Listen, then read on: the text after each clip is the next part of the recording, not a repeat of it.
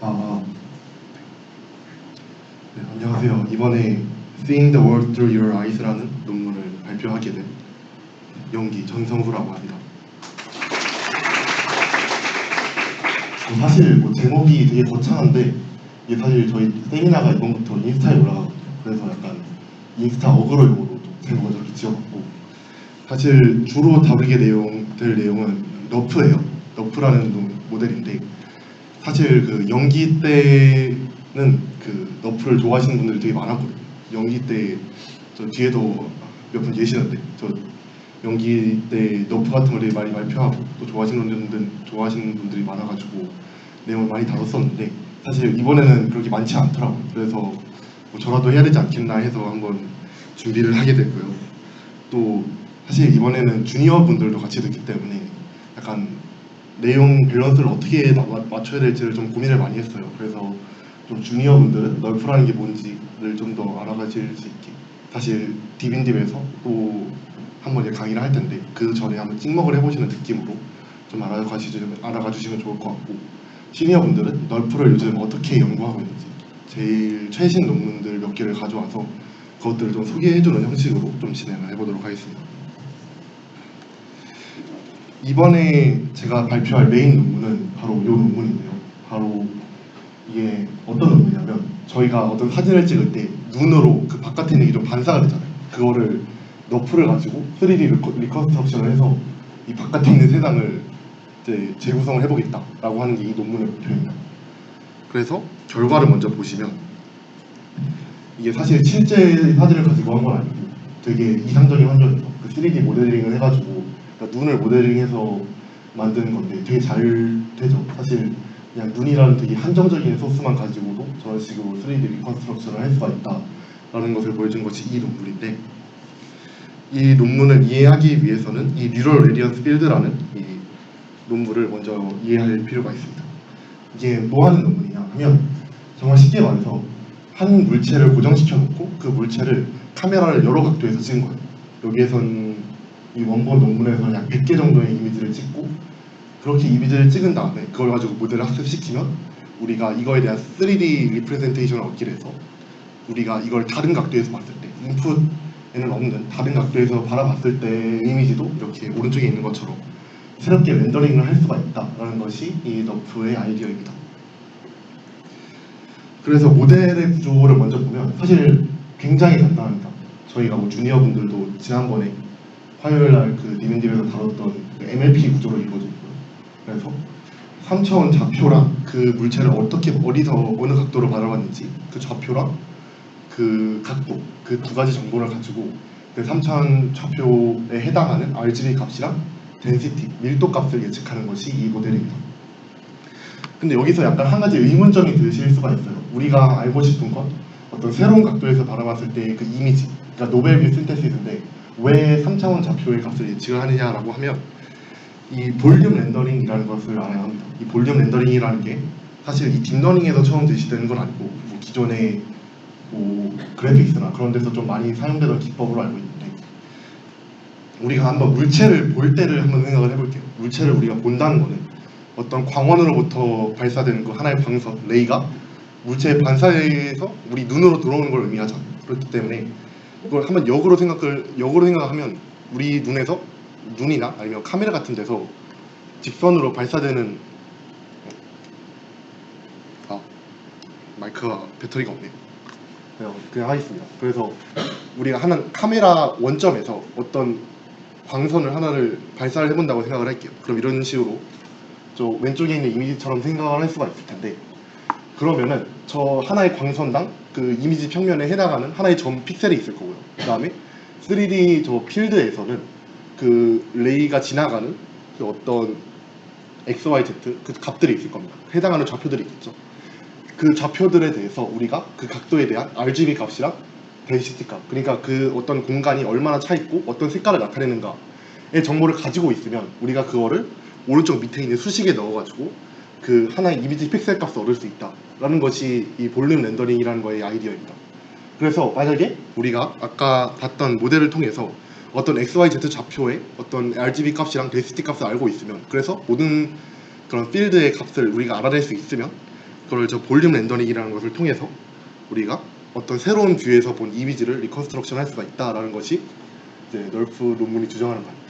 근데 뭐 저렇게 저희가 레이가 아무래도 연속적인 거다 보니까 그거를 다 고려할 수 없겠죠. 그래서 오른쪽 위에 있는 어떤 샘플링 방법들도 이제 여러 가지가 고안이 되는데 이건 좀 너무 그 기술적인 부분이라 조금 넘어가도록 하겠고요.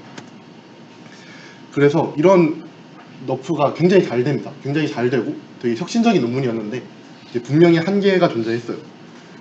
가장 먼저 이제 많이 언급되는 이슈가 너무 많은 장의 이미지가 사용이 된다는 거죠. 원본 논문 기준으로는 약 100장 정도의 이미지가 필요가 했고 그 100장에 대해서 모든 카메라 각도 어디서 찍었는지 그 위치 정보가 다 필요합니다. 그걸 뭐 콜맵이라든지 뭐 그런 외부 그런 걸 통해서 처리하기도 하는데 그런 식으로 좀 많은 정보가 필요했고 또 그런 걸 가지고 학습시켜도 굉장히 많은 그 학습 시간이 걸립니다. 며칠이 필요할 정도의 긴 학습 시간이 걸려야 이제 제대로 된 그런 새로운 뷰에서의 이미지가 나오고 그리고 우리가 이거 한번 학습했다고 해서 그걸 다시 재활용할 수가 없어요. 예를 들어서 아까 봤던 그 레고 이미지에 대해서 학습한 모델을 뭐 다른 뭐 저런 소화기 같은 거에다가 쓸 수도 없고 그렇습니다. 그런 단점이 있었고 또 어떤 물체가 정지되어 있을 때만 이게 잘 작동한다라는 한계가 있었습니다. 그래서 뭐 당연히 이런 것들을 좀 해결하기 위해서 굉장히 너무 많은 논문들이 나왔는데 뭐 그걸 다 이게 정말 몇 천 개가 넘을 거예요. 그래서 그걸 다 볼 수는 없고 가장 최근에 한 2022년에서 3년 정도 그때 나온 논문들만 좀 살펴보자면 먼저 이미지가 많다는 그런 이미지가 많이 필요하다는 그런 단점이 있었죠. 그걸 해결하기 위해서 저는 퓨션 널프가 나옵니다. 그래서 이거는 2023년 CVPR에 게재된 프리 널프라는 논문인데 저거는 약간 포지셔널 인코딩이라는 게 있어요. 그래서 그걸 좀 바꿔줬더니 세 장만으로도 세 장의 이미지로도 저런 식으로 충분히 좋은 결과를 나오더라 하는 방법이 있었고 또 뭐 셀프 슈퍼바이스 같은 것들을 통해서 아주 적은 장의 이미지로 학습하는 방법들도 좀 최근에 연구가 되고 있고요. 그리고 약간 널프에서 벗어나긴 하는데 이거는 Thin Representation Transformer 줄여서 SRT라고 하는 그런 논문입니다. 그래서 이거는 뭐냐 기본적인 구조는 그 트랜스포머랑 거의 유사하다고 보시면 돼요. 그래서 이미지를 어떤 장면에 다양 5개 정도의 이미지를 넣어주면 그 5개의 이미지에 대해서 트랜스포머 인코더로 넣어주면 거기에 대한 그 이미지 셋 레이턴트 이미지 레프레젠테이션을 만들어주고 거기에다가 그걸 다시 디코더에 태워서 어떤 카메라 포즈에 대한 쿼리를 날려주면 거기에 해당하는 이미지가 만들어지는 굉장히 단순한 그런 구조라고 할 수 있는데 그래서 이 논문의 컨트리뷰션을 따지면 먼저 이미지에 포즈를 넣어줄 필요가 없다는 점이었습니다. 이미지에 포즈가 없이 그냥 이미지 5장만 저렇게 따로 넣어줘도 저런 식으로 좀 좋은 결과가 나온다라는 것이 이 논문의 기여였고요.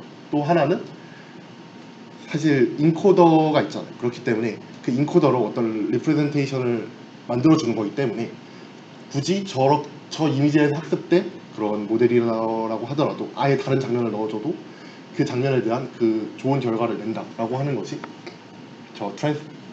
어느 정도의 제로샷까지는 아니지만 여러 가지 그런 장면에 대해서 학습을 할 수 있다, 동시에 학습할 수 있다라는 것이 이 논문의 장점이었고 단점이라고 한다면 이게 아무래도 트랜스포머잖아요. 그래서 좀 인덕티브 바이어스가 좀 부족하다 보니까 좀 학습이 굉장히 많이 오래 걸립니다. 이게 제가 그 기초 컴퓨터 비전 그 프로젝트로 할 때 처음 써봤던 그 모델이었는데 그 프리 트레이닝 웨이트가 있거든요. 그거를 좀 다시 써보려고 까보니까 학습 시간이 한 31일 정도가 찍혀 있더라고요.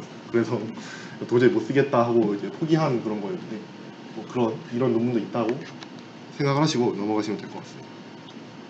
그리고 아까 말씀드렸던 것 중에 좀 학습 속도가 느리다는 단점이 있었죠. 그걸 이제 좀 개선한 게 이 텐서 RF라는 논문인데요. 이거는 사실 좀 수학적인 아이디어가 좀 많이 들어간 논문이에요. 그래서 우리가 마치 매트릭스를 뭐 디컴포지션 하듯이 뭐 SVD나 그런 걸로 막 디컴포지션 하듯이 텐서를 벡터들과 매트릭스의 곱으로 디컴포지션해서 막 그렇게 그 필드를 옵티마이제이션 한다는 논문인데 뭐 그런 수학적인 뭐 배경은 뭐 궁금하시면 논문을 참고하시면 될 것 같고 이게 굉장히 잘 돼서 좀 놀랐던 논문인데 이것도 기컴비 프로젝트 그 SRT 다음으로 썼었거든요. 근데 이거는 저 왼쪽에 있는 게 제 노트북에서 실제로 돌린 결과물인데 여기 4분 정도 만에 저 정도 결과물이 나오더라고요. 그래서 좀 놀라운 그런 속도를 가지고 있는 논문들이 최근에 나오고 있다라고 아시면 될 것 같습니다. 그리고 또 고정되어 있는 물체뿐만 아니라 이런 식으로 움직이는 물체에 대해서도 이제 널프를 돌릴 수 있는 그런 모델들이 나오고 있는데 K-플레인즈라고 하는 모델을 이제 김승영 교수님께서 좀 말씀을 하시더라고요. 저희가 그 기컴비 프로젝트 할 때 또 면담을 했었는데 이런 모델도 있다라고 얘기를 해주셔서 찾아봤었는데 뭐 아까 재생이 됐지만 이런 식으로 움직이는 물체에 대해서도 이제 잘 재생이 안 되네. 잘 이제 하더라라는 거고 약간 아이디어를 먼저 약간 간략하게 설명드리면 우리가 그 타임 x, y, z 축뿐만 아니라 이제 비디오 같은 거는 약간 뭐랄까요 시간축까지 함께 고려를 해야 되잖아요. 그래서 그 고려해야 하는 그런 스페이스의 컴플렉시티가 굉장히 높은데 그거를 4개니까 그거를 축을 2개를 꼽으면 4C이죠. 그래서 X, Y 플레인, Y, Z 플레인, 뭐 X, T 플레인 이런 식으로 해서 그거를 6개의 플레인, 그 2차원 플레인을 나누고 그걸 다시 합치는, 그걸 각각 옵티마이제이션 시킨 다음에 합치는 방식으로 뭐 그런 식으로 작동하는 그런 모델이라고 생각하시면 될 것 같습니다. 그리고 뭐 이 외에도 사실 요즘에는 이렇게 너프 자체의 성능을 올리는 것보다도 약간 너프를 좀 활용해서 뭐 새로운 걸 만들어보자 이런 논문들도 굉장히 많이 나오고 있어요. 그래서 사실 이런 뭐 텍스트 투 3D 제너레이션이라는 거 근데 사실 뭐 익숙하신 분들 계실 거예요. 왜냐면 이게 김승용 교수님 연구실에서 나온 논문인데 이게 최근에 나온 거기서 나온 논문 중에서 가장 스타도 많이 받고 좀 잘 된 논문인 것 같아서 한번 가져와 봤고요.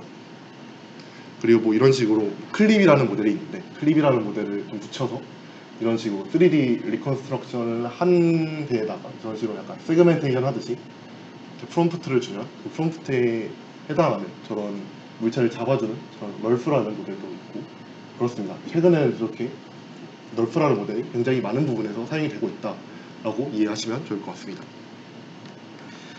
그래서 이제 좀 본론으로 돌아와서 이 논문에 대해서 한번 살펴볼 텐데요. 사실 이 논문 자체가 뭐 새로운 그런 걸 담고 있다고 보기는 좀 힘들고 뭐 이렇게도 활용이 가능하다라는 거를 좀 보여드릴 수 있을 것 같아요. 그래서 이 논문이 널프랑 어떤 점에서 좀 다르냐부터 좀 시작을 하면 사실 널프라는 거는 한 물체를 고정시켜두고 카메라를 바꿔가면서 카메라의 위치를 바꿔가면서 찍은 사진들을 가지고 이제 3D 리컨스트럭션을 하는 건데 이제 이 논문 같은 경우에는 이 물체도 고정되어 있고 카메라도 고정되어 있습니다. 근데 사람이 움직이는 거죠. 사람이 움직이면서 그 이미지가 이 뭐라고 할까 홍채에 맺히는 홍채 각막에 맺히는 그 상이 바뀌면서 이제 이렇게 물체가 이동하게 되는 건데 사실 뭐 어떻게 뭐 세팅을 하든 뭐 모든 물체 운동이 뭐 상대적이기 때문에 뭐 상관은 없었을 것 같은데 아무래도 저 세팅이 좀 데이터셋을 좀 얻기에 좀 쉬웠기 때문에 저런 세팅으로 아마 실험을 진행했던 것 같습니다. 그리고 너프와 좀 결정적으로 다른 부분이 이 반사된 빛이랑 눈까지 함께 고려해야 한다는 거예요. 그래서 사실 너프라는 거는 그냥 물체에 직접적으로 반사된 빛을 받아들이는 거였다면 이거는 눈이라는 거를 매개체를 한 번 더 거쳐서 이제 카메라로 들어오는 빛이잖아요. 그렇기 때문에 이 눈을 고려를 해야 합니다. 그래서 이 반사된 빛 여기에서는 리플렉션으로 이제 표현이 되는데 저 반사된 레이를 어떻게 고려를 할 것인가라고 했을 때 이 각막을 하나의 그 타원체로 이제 모델링을 합니다. 그래서 이 뭐 세그멘테이션이나 그런 걸 해서 이제 타원체로 하나로 모델링을 한 다음에 그 타원체로 모델링을 했으면 그 해당 우리가 하나 레이를 쏴줬을 때 거기에 맞고 반사되는 그거를 구할 수가 있어요. 어떻게 반사될지를 거기에 뭐 수학적으로 뭐 법선을 그려가지고 똑같이 하면은 뭐 당구 뭐 그런 거 하듯이 그렇게 할 수 있거든요. 그거를 그렇게 반사를 시켜서 굴절될 레이를 얻고 그 굴절될 레이 상에서 우리가 널프 하듯이 똑같이 이제 점들을 샘플링해서 한다고 생각하시면 됩니다. 그리고 또 한 가지 고려해야 할 게 홍채 정보가 섞여 있죠. 아무래도 이 사람의 눈을 가지고 하는 거다 보니까 홍채 정보가 섞여 있을 수밖에 없는데 이거를 좀 추가적으로 빼내기 위해서 아이 텍스트 필드라는 걸 하나 더 추가를 해줬습니다. 그래서 눈에 반사된 그 물체의 정보랑 그 홍채 이미지의 정보를 좀 따로 이제 얻을 수 있도록 저런 식으로 로스를 설계해서 흘려주고, 원래 널프에서는 하나 그냥 렌더링 해주고 그거를 원래 GT 이미지랑 비교해서 로스를 흘려주는 방식이었는데, 이걸 두 개 이미지를 합친 다음에 그 다음에 로스를 흘려주는 그런 방식으로 좀 추가적으로 좀 구조가 변경된 걸 볼 수 있고, 그리고 우리가 당연히 그 이미지만 주면은 거기에서 뭐 할 수가 없겠죠. 그래서 추가적으로 세그멘테이션이랑 디텍션도 같이 해줘야 되는데, 이거는 그냥 프리트레인드 모델들, 그러니까 잘 되는 뭐 세이라든지 뭐 그런 것들을 좀 가져다 쓰고 해서 이제 모델링을 했다고 합니다. 그래서 데이터셋을 저런 환경에서 촬영을 실제로 했다고 하고요. 사실 뭐 아직 이게 나온 지 한 달밖에 안 된 논문이라 그 코드랑 데이터셋 같은 게 제대로 이제 공개가 안 돼 있는데, 그래서 뭐 저런 식으로 했다고 하고, 한 장면당 5개에서 15개 정도의 프레임 정도만 가지고 리컨스트럭션을 했다고 해요. 그래서 뭐 밑에 결과를 보시면 저렇게 커비가 다른 각도에서도 잘 보이는 것을 확인할 수가 있습니다. 그래서 사실 이 결과만 보면은 되게 엥 하실 수도 있어요. 왜냐하면 되게 결과 안 좋죠, 사실. 뭐 좋다고 할 수는 없는 수준이에요. 왜냐하면 아무래도 아무리 이미지가 좀 해상도가 좋고 하더라도 이 이미지에서 눈이 차지하는 비중이 굉장히 적고, 그렇기 때문에 아무래도 좋은 데이터셋을 얻기가 힘들다고 합니다. 이 환경에서도 굉장히 좋은 카메라를 써서 굉장히 해상도를 높여서 했는데도 전체 그 각막 부분이 해당하는 게 이미지 전체 약 1%밖에 안 돼서 거의 한 30 곱하기 30 정도의 해상도로 이제 할 수밖에 없었다고 하더라고요. 그래서 아직까지 한계가 있지만 좀 기술이 발전하거나 아니면 아예 눈만 좀 구체적으로 해서 찍어서 하면은 아까 처음에 보여드렸던 그런 정도의 좀 좋은 결과가 나올 수 있다라는 부분이고, 사실 그렇게 되면은 한 가지 생각난 게, 저는 처음 이 논문을 딱 보자마자 신기하다기보다는 좀 무섭다는 생각이 먼저 들었거든요. 사실 우리가 어떤 SNS에 사진을 올렸을 때 아니면 동영상을 올렸을 때 좀 이 기술이 좀 더 발전한다면 그 사진이나 동영상만 보고도 그 바깥에서 내 눈앞에서 무슨 일이 일어나는지를 재구성할 수 있다는 거니까 사실 좀 되게 신기하면서도 좀 위험한 기술이라는 생각이 들었어요. 그래서 사실 최근에 좀 그런 문제들이 많죠. 뭐 딥페이크는 좀 오래된 문제고, 뭐 최근에 있었죠. 유튜브에 뭐 네이마르가 일본인 기자한테 막 어떤 질문을 들었다 막 그런 거를 막 음성 합성으로 해서 유튜브에 올렸는데 막 쇼츠가 조회수가 1000만 정도가 찍히고 해서, 그래서 좀 논란이 된 그런 게 있었는데, 그런 식으로 우리가 한번 AI의 부작용에 대해서도 한번 생각을 해봐야 될 때가 아닌가라는 생각을 이 논문을 보고 했습니다. 참고 자료는 다음과 같고 이상 발표 마치도록 하겠습니다.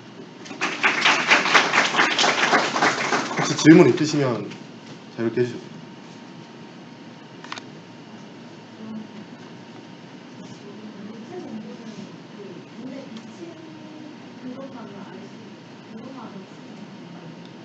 그렇죠. 아무래도 지금 가지고 있는 저 정보가 눈에 비친 그 정도밖에 없기 때문에 그것만 가지고 했을 때 저 정도 결과가 나온다라고.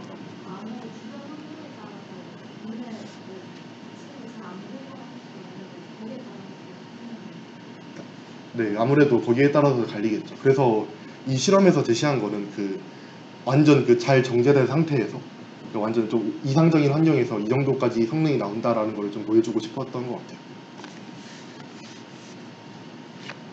약간 기초적인 질문일 수 있는데, 러프나 이런 거 관련돼서 이게 3D 생성 모델이라고 봐도 되는 건가요? 약간 좀 애매하긴 할 것 같은데, 사실 저도 뭐 3D 쪽을 깊게 파본 건 아니라서. 근데 일단은 네, 그냥 제가 알기로 너프도 뭐 3D로 메시나 그런 것도 뽑을 수 있는 걸로 알고 있거든요. 그래서 뭐 그런 것도 할 수 있다라고 생각하시면 될 것 같습니다. 어쨌든 3D 정보를 배우는 거기 때문에. 학습을 할 때 네. 타겟값이 어떤 거인지 궁금해가지고. 아까 제가 잠깐 잠시만요.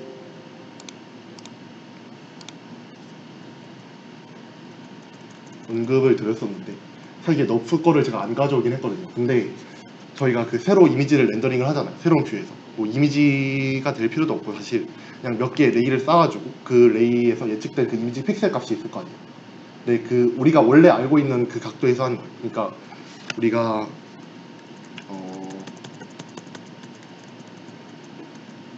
저희가 이렇게 했을 때 이게 원래 알고 있는 저희가 이미지들 있잖아요. 원래 어떤 각도에서 어떻게 바라봤을 때 이런 이미지가 나온다라고 알고 있는 게 있는데 그거에서 똑같은 각도에서 이렇게 레이를 쏴주면 그거에 해당하는 픽셀의 그게 나오겠죠. 저희 이 모델이 예측한 그거랑 원래 우리가 알고 있는 그 이미지의 값의 그 픽셀 값을 예측해서 그걸로 그게 차이가 줄어들도록. 이렇게 이미지를 학습을 시키면 연결이 그래서 그 100개 이미지에 대해서 저렇게 샘플링을 해서 그러니까 저렇게 레이를 쏴주고 그 레이에 대해서 이제 이미지가 그 모델이 예측한 그 이미지 픽셀에 대한 그 RGB 값이 있잖아요. 그거를 계속 그 색깔이 비슷해지도록 이렇게 로스를 흘려주고 해서 하면은 이제 그걸 계속 반복하다 보면 이제 그걸 3D 리프레젠테이션을 배우면서 이제 새로운 뷰에서 이미지가 합성이 된다라고 생각하시면 돼요.